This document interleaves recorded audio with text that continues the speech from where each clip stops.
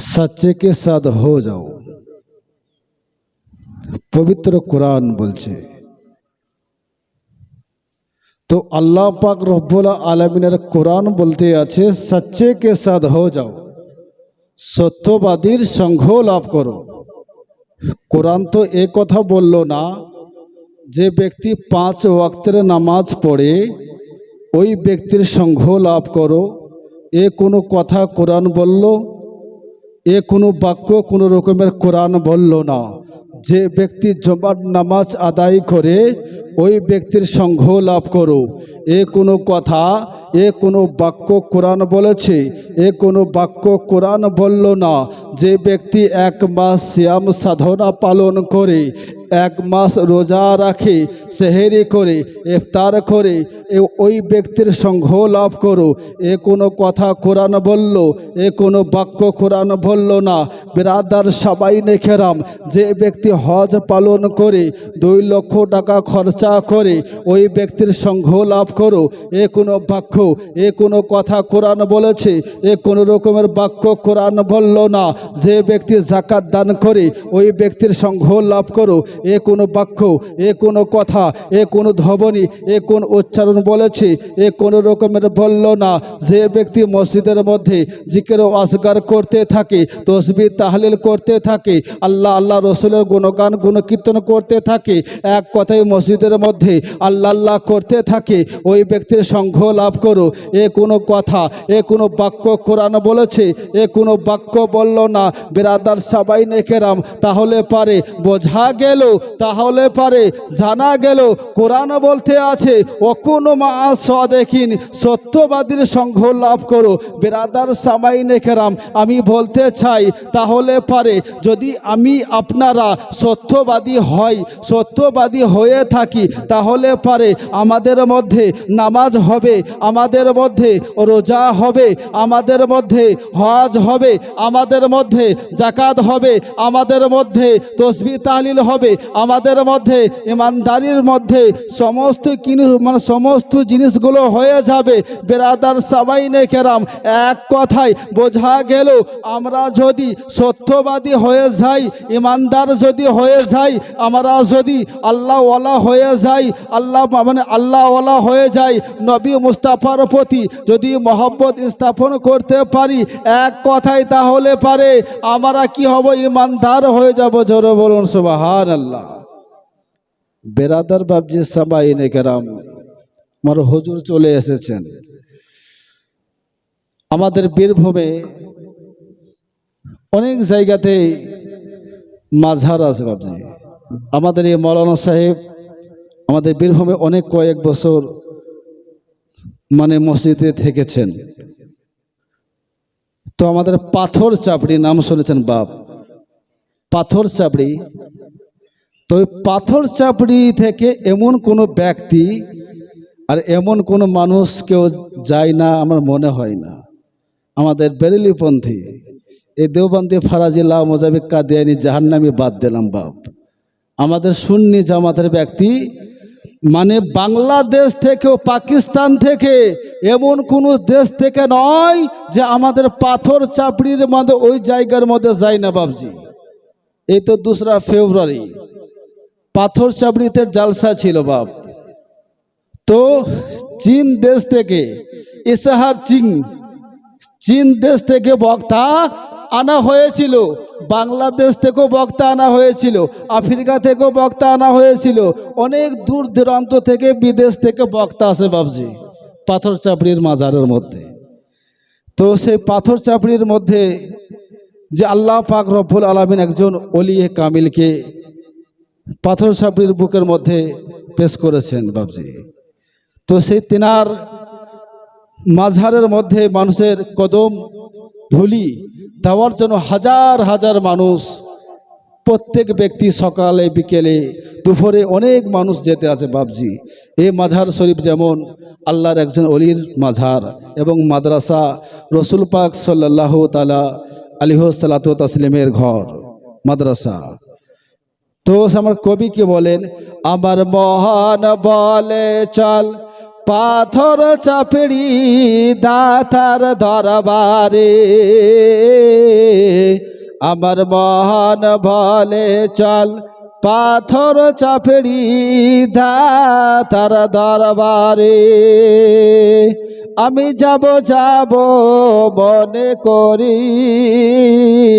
ও আমায় যেতে দেয় না শয়তানে, দাতার সাধনার বলে। আমার মহান বলে চল পাথর চাপড়ি দাতার দরবারে। আমার মহান বলে চল পাথর চাপড়ি দাতার দরবারে। ও আমি যাব যাব মনে করি, ও আমায় যেতে দেয় না শয়তানে, দাতার পাক মাঝারে। আমার মহান বলে চল পাথর চাপড়ি দাতার দরবারে। ও দাতার সাধনার বলে পাহাড় থেকে মাছ নামি তো দাতা ধরে তেন হাতে। জোরে বলুন। পাথর চাপড়ি বাবজি দাতা বাবা মেহবুব রহমতুল্লাহ আলাইয়ের এত কারামত, তা কবি বলতে আছেন, ও দাতার সাধনার বলে পাহাড় থেকে মাছ নামি তো দাতা ধরে তেন হাতে।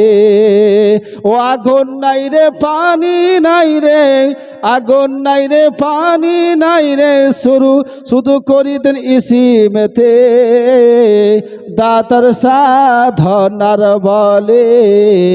আমার মন বলে চল পাথর চাপড়ি দাতার দরবারে। ও আমি যাব যাব মনে করি, ও আমায় যেতে দেয় না শয়তানে, দাতার পাক মাঝারে। আমার মহান বলে চল পাথর চাপড়ি দাতার দরবারে। কত রাখাল বাখালে কাপড় কেড়ে ফেলে দিত জলের উপরে। দাদা মেহবুব স্যার রহমতুল্লাহ তাআলা আলাইহি যখন পুকুরের মধ্যে গোসল করতে নামতেন, তো রাখাল বাখালরা তারা কি করত, দাদা মেহবুব স্যার রহমতুল্লাহ তাআলা আলাইহির কাপড়কে পানিতে ফেলে দিত। আর পানিতে ফেলে দিয়ে বলতো যে বলতো জি ফকির যা এবার কাপড়টা তুলে নিয়ে আয়। তো কবি বলতে আছেন যে কত রাখাল বাখালে ও কাপড় করে খুলে দিতেন পানির ওপরে। ও কত রাখাল বাখালে কাপড় কেড়ে ফেলে দিতেন পানির ওপরে। ও হাত বাড়াইয়া নিতেন দাতা, হাত বাড়াইয়া নিতেন দাতা, শুধু করিতেন ইসিমেতে, দাতার সাধনার বলে। আমার মন বলে চল পাথর চাপড়ি দাতার দরবারে।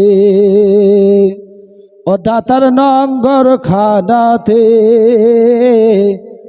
কত হিন্দু মুসলিম খাবার খাই সব একসাথে বসে। ও দাতার নঙ্গর খানাতে কত মানুষ খাবার খাই সব একসাথে বসে। ও জাতির ভেদাভেদ করে না কে হো দাতার পাক মাঝারে। আমার মন বলে চল পাথর চাপড়ি দাতার দরবারে। আমার মন বলে চল পাথর চাপড়ি দাতার দরবারে। ও আমি যাব যাব মনে করি, ও আমায় যেতে দেয় না শয়তানে, দাতার পাক মাঝারে। আমার মন বলে চল পাথর চাপড়ি দাতার দরবারে। বেরাদান ইসলামী আসসালামু আলাইকুম বাবজি, আমাদের বীরভূমে আর একটি কুষ্টিগড়ি মাজার শরীফের কিছু কোন কথাটা বলবো। তারপরে হুজুরকে দিয়ে দেবো। বেরাদার বাপ বক্তার সামনে বসে রেখে কিছু বলা আর যাবে না বাবজি। তো খুষ্টিগড়ি মাজার শরীফে আব্দুল্লাহ কারিম আলী রহমাতুল্লাহ তাআলা আলাই পীর সাহেবের নাম শুনেছেন।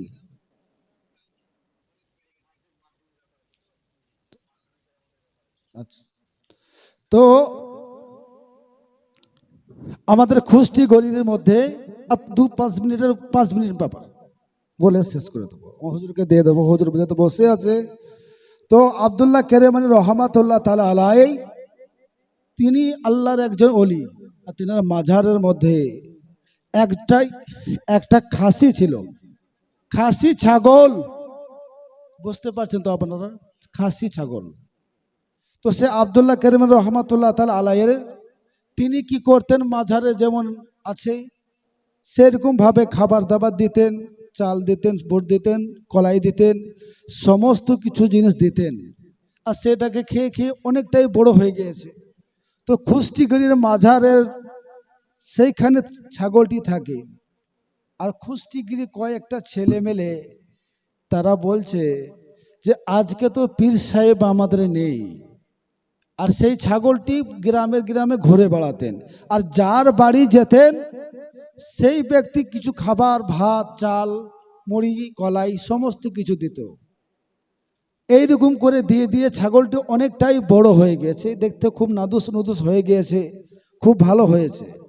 তো সেই খুষ্টিগড়ি মাঝারের ওই গ্রামের কয়েকটা 10-11 জন ছেলে মেলে তারা বলছে আজকে তো আমাদের পীর সাহেব হুজুর নেই, তা এক কাজ করা যাক, এই হুজুরের ছাগলটিকে আজকে আমরা খেয়ে নেব। আজকে আমরা ছাগলটিকে জবাই করে খেয়ে নেব। তো তারা কি করলো, সন্ধ্যাবেলার মধ্যে রাত্রে হয়ে গিয়েছে, রাত্রি বেলার পরে তারা সেই তখন হুজুরের ছাগলকে তারা জবাই করেছে। আর ছাগলকে জবাই করার পরে তারা ভালো করে রান্না বান্না করে খাওয়া দাওয়া করেছে। খাওয়ার পরে সকাল হয়ে যায়। আর সকাল হয়ে যাওয়ার পর আর সেই ছাগলের নাম রেখেছিলেন দুলাল। ওই আমাদের হুজুর আব্দুল্লাহ কারিম রহমাতুল্লাহ তাআলা আলাই ওই বকরি, ওই ছাগলটির নাম রেখেছিলেন দুলাল। আর সকাল হয়েছে, সকাল হয়ে যাওয়ার পরে ওই হুজুর এসেছেন। হুজুর আসার পরে বলছে তেনার খাদিমকে, জি আমার দুলাল কই, গোটা গ্রাম দেখো কোথায় আছে।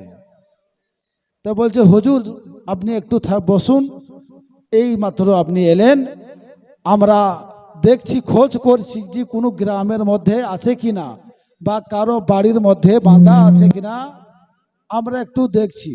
এইরকম করে দেখা হলো।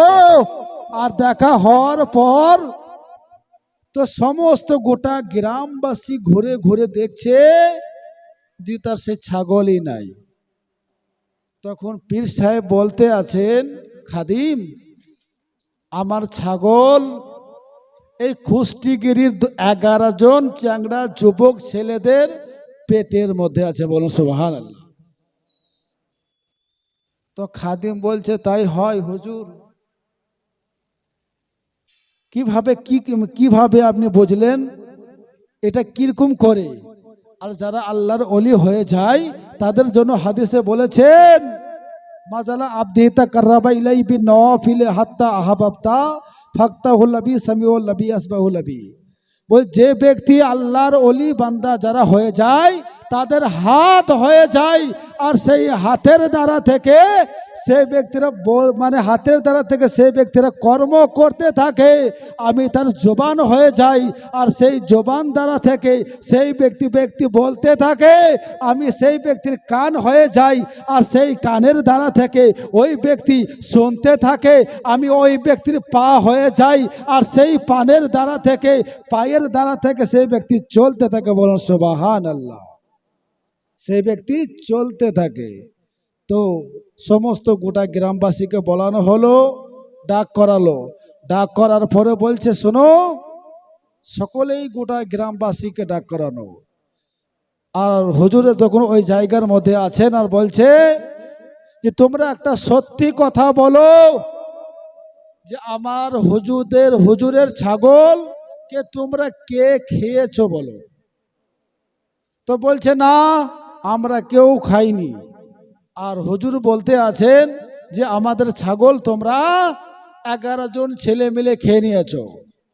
তো বলছে তাই কি আমরা যে ছাগল খেয়েছি তাই এটা প্রমাণ কি? আমরা ছাগলের গোশত খেয়েছি, আপনার ছাগলটাকে, আপনার প্রমাণটা দেখান।